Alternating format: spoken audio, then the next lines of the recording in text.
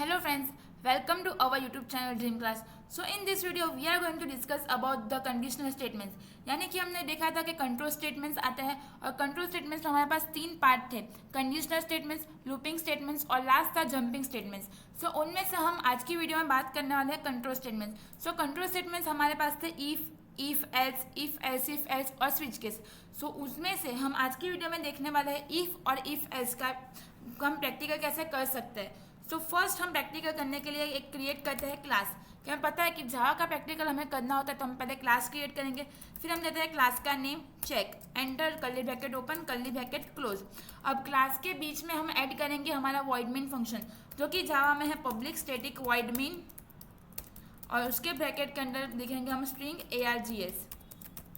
अब ये जो ARGS है वो ARGS में आप सिंपली A भी लिख सकते हो या R भी लिख सकते हो, यानी कि आप कोई भी अल्फ़ाबेट यहाँ पे पास कर सकते हो. सो पहले हम इतना सेव करते हैं.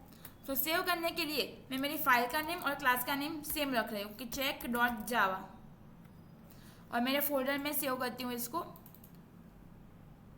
ये मेरी फाइल सेव हो चुकी है. सो अब हम क्या करेंगे कि हम एक प्रोग्राम क्रिएट करने वाले हैं जिसमें हम चेक करवाने वाले हैं कि हम जो वैल्यू डालेंगे वो वैल्यू पॉजिटिव है या नेगेटिव है. सो हम पॉजिटिव नेगेटिव कैसे करवाएंगे कि हम एक वेरिएबल का इनपुट लेंगे और उस वेरिएबल की वैल्यू या तो पॉजिटिव होगी या तो नेगेटिव होगी, ऐसा मैसेज हमें मिलेगा. सो हम पहले एक वेरिएबल डिक्लेयर कर देते हैं. सो वेरिएबल डिक्लेयर करने के लिए हमें पता है कि फर्स्ट हम लेंगे डेटा टाइप, उसके बाद आएगा वेरिएबल का नेम और सेमीकोलन. अब हम ये भी सीख लेते हैं कि हम जावा में यूज़र इनपुट कैसे दे सकते हैं. सो यूज़र इनपुट के लिए हम यूज़ कर सकते हैं स्कैनर का. तो स्कैनर का यूज़ करने के लिए हम पहले लिखेंगे स्कैनर, उसके बाजू में क्रिएट करेंगे उसका ऑब्जेक्ट SC. ऑब्जेक्ट यानी कि शॉर्ट नेम. जैसे कि हमें पता है कि हम बहुत सारी चीज़ का निक नेम रखते हैं, तो यहाँ पे हमने स्कैनर का एक निक नेम बोलो या शॉर्ट नेम बोलो वैसा हमने क्रिएट किया है SC equals to new keyword. Java में जब भी आपको ऑब्जेक्ट क्रिएट करना होगा तो आप न्यू कीवर्ड की मदद से उसका ऑब्जेक्ट क्रिएट कर सकते हो. अब न्यू कीवर्ड के बाद वापस में आएगा स्कैनर, यानी कि चीज़ का हमने ऑब्जेक्ट क्रिएट किया है वो चीज़ हम वापस लिखेंगे न्यू कीवर्ड के बाद.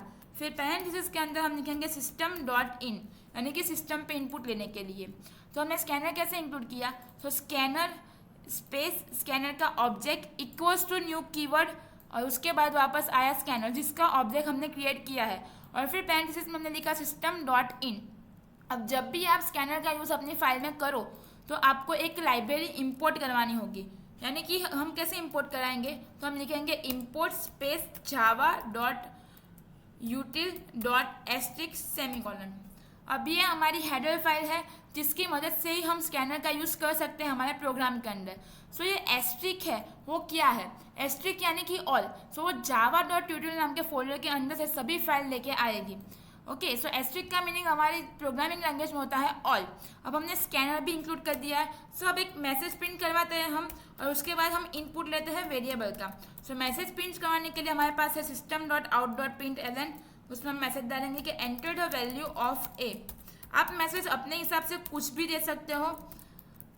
अब मैसेज तो प्रिंट हो गया बट हम इनपुट कैसे लेंगे. सो इनपुट के लिए हम लिखेंगे वेरिएबल का नेम इक्वल्स टू स्कैनर का ऑब्जेक्ट जो कि हमारे पास है XC डॉट नेक्स्ट कीवर्ड. फिर आएगी हमारी डेटा टाइप जो कि है इंटीजर. यानी कि हम यूज़र इनपुट कैसे ले सकते हैं. सो पहले हम लिखेंगे वेरिएबल का नेम इक्वल्स टू स्कैनर का ऑब्जेक्ट जो है SC डॉट नेक्स्ट कीवर्ड आएगा स्कैनर के ऑब्जेक्ट के बाद. फिर हम लिखेंगे इंटीजर. यानी कि इंटीजर क्यों लिखा हमने, क्योंकि हमारी जो n वेरिएबल है वो इंटीजर में हमने डिक्लेयर किया है, और इंटीजर में हमारा I कैपिटल रहेगा. यानी कि नेक्स्ट के बाद जो भी डेटा टाइप आएगी उसका फर्स्ट कैरेक्टर हमें कैपिटल रखना है. मान लो कि यहाँ पे आपने इंटीजर की जगह पे फ्लोट में n को लिया है तो आप यहाँ पे लिख सकते हो नेक्स्ट फ्लोट, और फ्लोट में F कैपिटल. सो पहले हम इतना रन करते हैं कि हमारी वेरिएबल की इनपुट हो रही है या नहीं हो रही है. सो हम कमांड प्रॉम्प्ट ओपन करते हैं. अब हम यहाँ पे लिखते हैं CMD डायरेक्ट ही जो हमारे पाथ पे ही ओपन होगा. सब यहाँ पे रन करते हैं जावा सी, फाइल का नेम है check.java, एंटर. कोई एरर नहीं है, सक्सेसफुली रन हो रहा है. सो हम second step Java space file का नेम, एंटर. देखो यहाँ पे आ गया हमारा कर्सर. सो यहाँ से हम वैल्यू को इनपुट दे सकते हैं, जैसे कि हमने डाल दिया 23, एंटर. सो हमने जितना प्रोग्राम लिखा था अभी तक उतना प्रोग्राम हमारा रन हो चुका है। सो अब हम आगे की प्रोसेस करते हैं। सो अभी हमें क्या करवाना है कि यहाँ पे हम जो वैल्यू डालेंगे वो वैल्यू हमें चेक करवाने है कि वो वैल्यू पॉजिटिव है या नहीं है। सो वो हम कैसे करवाएंगे, इफ़ की मदद से। सो हम पहले लिख देते हैं if round bracket open round bracket close और उसके नीचे कर्ली ब्रैकेट ओपन और कर्ली ब्रैकेट क्लोज। जैसे कि हमने आगे की वीडियो में बात की थी कि पैरेंथेसिस के अंदर हमें लेनी है हमारी कंडीशन। अब हम यहाँ पे हमारी कंडीशन क्या आएगी, जैसे कि हमें चेक करवाना है कि नंबर पॉजिटिव है या नेगेटिव है। सो हम पॉजिटिव कैसे बोल सकते हैं कि जिस नंबर यानी कि जो नंबर होगा वो 0 से ज़्यादा होगा तो उसका हम बोल सकते हैं कि वो नंबर पॉजिटिव है। सो हम यहाँ पे लिख सकते हैं कि n ग्रेटर देन 0, यानी कि n की जो वैल्यू होगी वो 0 से ज़्यादा होगी तो उसको हम बोल सकते हैं पॉजिटिव नंबर। सो उसके लिए हम मैसेज प्रिंट करवाते हैं कि नंबर पॉजिटिव है। सो हम ऐसे लिख सकते हैं कि पॉजिटिव। सो यानी कि ये कैसे वर्क होगा कि यहाँ पे जो हम नंबर इनपुट लेंगे वो नंबर यहाँ पे चेक होगा। अगर ये कंडीशन ट्रू हो जाएगी सो ये ब्लॉक एग्जीक्यूट हो जाएगा और प्रिंट करेगा कि नंबर पॉजिटिव है। सो हम वापस से इतना रन करते हैं। फर्स्ट स्टेप डन, हमारा सेकंड स्टेप। अब यहाँ पे हम वैल्यू डाल देते हैं 20। अब 20 ग्रेटर देन 0 वो ऐसे चेक करेगा, यहाँ पे वो चेक करेगा 20 ग्रेटर देन 0। हमारी कंडीशन ट्रू है क्योंकि 20 greater than 0 is true. So enter करते हैं, देखो आ गया पॉजिटिव नंबर। बट हम वापस से रन करते हैं और अब हम डालते हैं माइनस में वैल्यू कि -4, एंटर। सो हमें आउटपुट में कुछ नहीं आया। सो यानी कि हमें यहाँ पे सिर्फ पॉजिटिव के लिए ही ब्लॉक प्रिंट करवाया है। सो एक कंडीशन ट्रू होगी तो सिर्फ पॉजिटिव का मैसेज आएगा।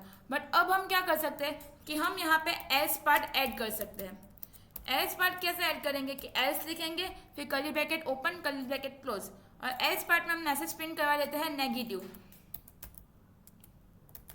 अब ये कैसे वर्क होगा कि यहाँ पे हम जो वेरिएबल का इनपुट लेंगे वो वैल्यू यहाँ पे चेक होने आएगी कि मान लो कि हम यहाँ पे डालते हैं 8। सो यहाँ पे चेक करेगा 8 इज ग्रेटर देन 0। अगर ये कंडीशन ट्रू हो गई तो ये ब्लॉक एग्जीक्यूट होगा। अदरवाइज कि मान लो कि ये -8 है सो ये कंडीशन फॉल्स हो जाएगी कि -8 ग्रेटर देन 0, कंडीशन फॉल्स। तो फिर वो चला जाएगा एल्स पार्ट में और एल्स पार्ट को एग्जीक्यूट करेगा। सो इस तरीके से प्रैक्टिकली हमारा इफ एल्स वर्क होता है। सो हम इसको रन करके देख लेते हैं। अब हम यहाँ पे वैल्यू डालते हैं -10, एंटर। सो आ गया कि ये नंबर नेगेटिव है। फिर हम वापस से रन करते हैं और पॉजिटिव में डालते हैं 30। सो पॉजिटिव भी आ गया।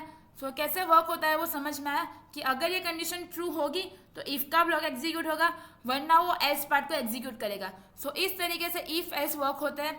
अगर आपको इस वीडियो पसंद आई हो तो वीडियो को लाइक कीजिए, सब्सक्राइब कीजिए हमारे यूट्यूब चैनल को और शेयर कीजिए अपने फ्रेंड्स को जिसको प्रोग्रामिंग में इंटरेस्ट है। Thank you for watching our video.